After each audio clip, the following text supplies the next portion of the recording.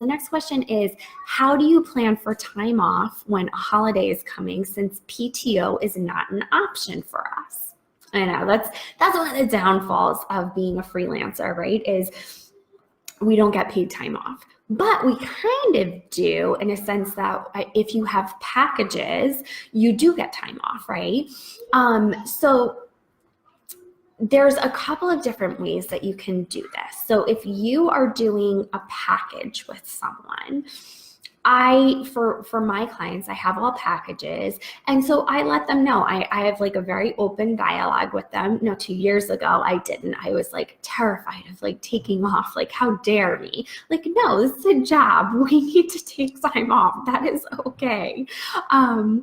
Now I have like a very open dialogue with them and let them know, like, I'm not going to be available from this date to this date.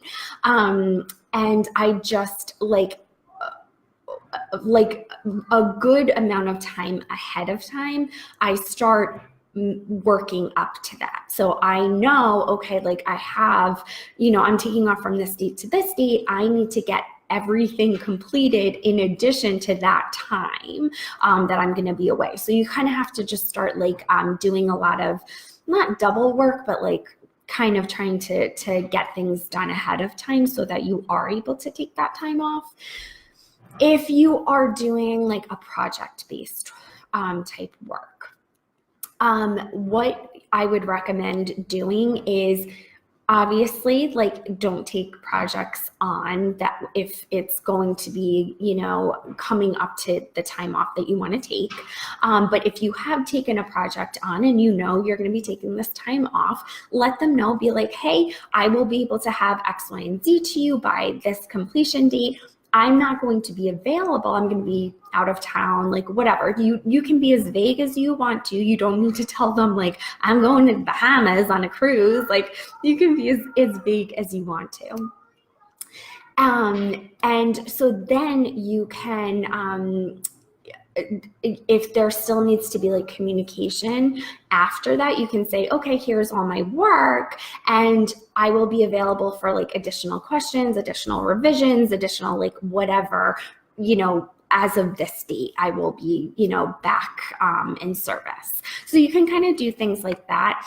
I would say the only issues that come up with like PTO, time off in general with freelancing is if you are doing a position where they are paying you hourly.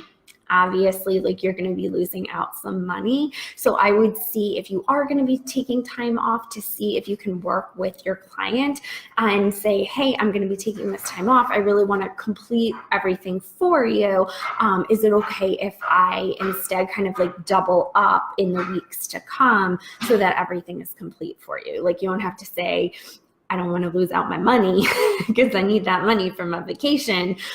You can just kind of like pitch it like that. Like I want to make sure that everything is complete. Do you mind if I double up on my time? The other issue that can kind of come into play is if you are doing like a customer service role. But again, even if you are in a customer service role, you're answering the phone, you're replying to emails, like that kind of thing, you are still allowed to take time off. Like you are a human being.